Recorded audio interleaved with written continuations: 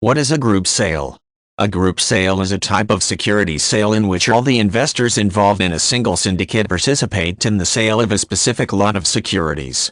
This is in contrast to what is known as a designated sale, in which only a select group of syndicate members participate in the process. With a group sale, all the members receive a portion of the proceeds from the sale, typically calculated on a pro rata basis. An individual known as the syndicate manager normally handles the creation of a group sale. This manager works with institutional investors to determine the price for the sale of the securities, typically using guidelines that are agreed upon by the syndicate membership.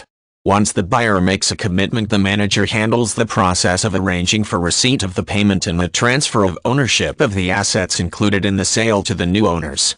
After the syndicate manager confirms that the funds from the sale are received, he or she initiates the process of crediting a portion of the collected funds to each member of the syndicate.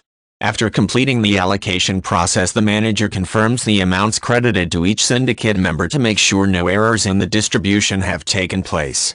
In most cases, the division of the profits from the group sale is conducted on a pro rata basis.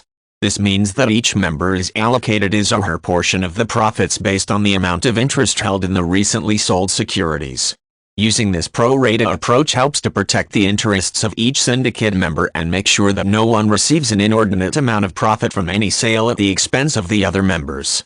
Typically, a syndicate will use the same basic strategy for making purchases as well as for any other sales of securities that may take place in the future.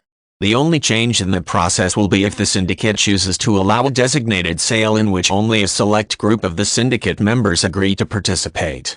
A group sale normally involves high volumes of securities and focuses on creating transactions within institutional rather than individual investors. This is usually a matter of practicality, since institutions are normally able to purchase securities in larger lots than individual investors can manage.